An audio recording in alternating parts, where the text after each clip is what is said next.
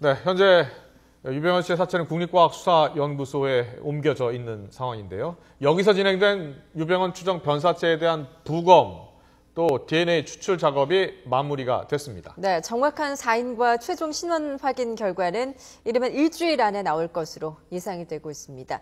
국과수에 나가 있는 취재기자 연결합니다. 김주영 기자. 네, 국립과학수사연구원 서울연구소입니다. 네, 지금 사망 원인에 대한 궁금증이 큽니다. 자살이냐 타살이냐 아니면 자연사냐. 여기 이 의혹을 밝혀줄 시신에 대한 부검.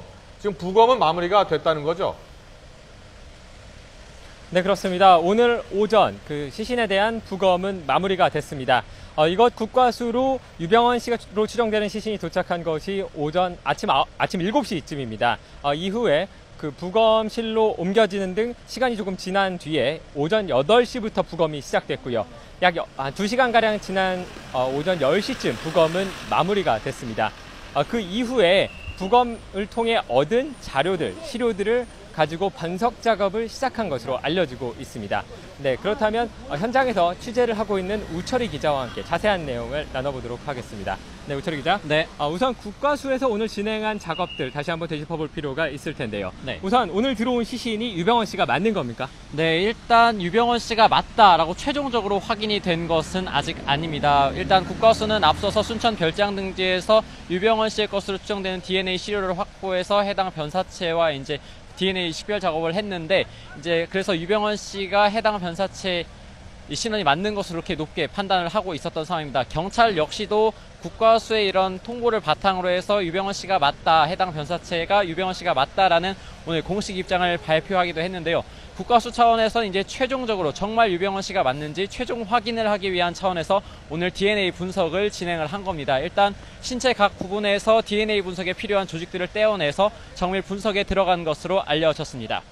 네, 만약 유병헌 씨가 맞다고 한다면 어떻게 죽음에 이르게 됐는지가 관심이 집중될 수밖에 없는데요. 네. 이 부분에 대한 분석도 진행되고 있는 건가요? 네, 오늘 국과수가 신원 확인과 마찬가지로 더욱 중점을 둔 것이 바로 사인이 뭔지, 정말 유병헌 씨가 맞다면 해당 변사체가 왜 죽음에까지 이르게 된 건지에 대한 사인을 규명하는 것이 국과수가 중점적으로 염두한 부분이었습니다. 그래서 이제 과연 자살인 건지 아니면 타살인 건지에 대해서 이제 신체 각 부분을 이제 CT로 촬영을 해서 각 부분의 이상 여부를 확인하고 뭐 독극물 검사라든지 약물 중독과 같은 여러 사인과 관련될 수 있는 검사를 진행하고 있는 것으로 지금 알려졌습니다.